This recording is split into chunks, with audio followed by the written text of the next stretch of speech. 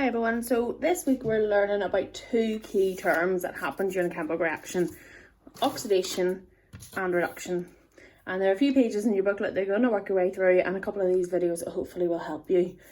So page 9 in your booklet, or the first page of the ones that you've been given, is all about a reminder of oxidation and how it is adding oxygen onto something. So think about whenever you're in Year 8 and you burn the magnesium ribbon, you were told, or you learnt in Year 8, what an oxidation reaction is.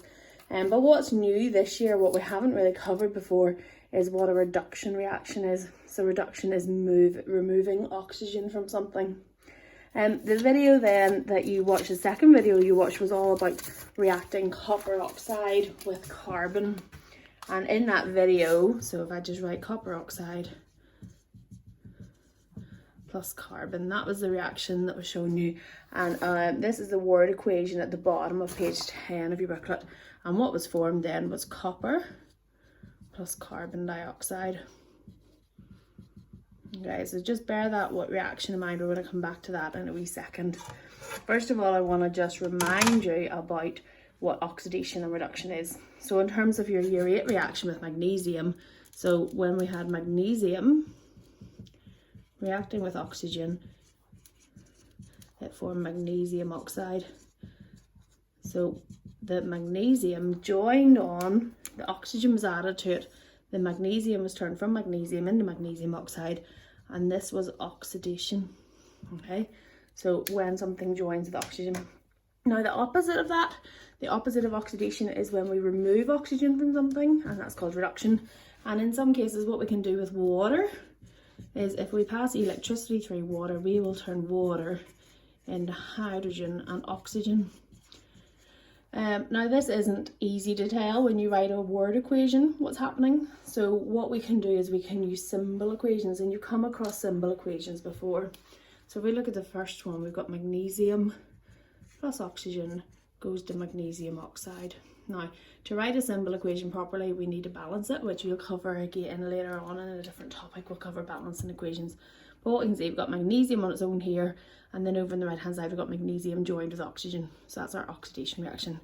When we write the symbol equation for this bottom reaction and we balance it, so what we've got here, we've got water. The formula for water is H2O, turning into hydrogen is H2, and oxygen is O2. So if we think about this one, what's actually happening to the water is that it is losing oxygen. So the oxygen that was joined to hydrogen here has been lost, and this is an example of a reduction reaction, okay, where the water is losing oxygen. Now the thing to point out when you're saying what has been reduced in a reaction, it has to be joined with oxygen to be able to be reduced. So the water, the thing that's been reduced in this reaction, is the water. Okay, so if we look back to the other reaction that you saw the video of, we can see that this is a reaction where something gets oxidized and something gets reduced. So the thing that's getting oxidized here, the carbon is changing from carbon into carbon dioxide. So that's our oxidation reaction. And if I do the symbol equation out for this, just so you can check. Okay, and then just balance that.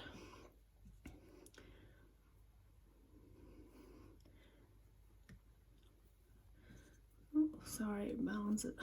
That's it, balance now. Okay, so we can see the carbon started off with carbon and oxygen got added onto it, so it was oxidation reaction. And then the copper oxide had the oxygen removed, so it had copper plus oxygen joined together to make copper oxide. So this was the reduction reaction.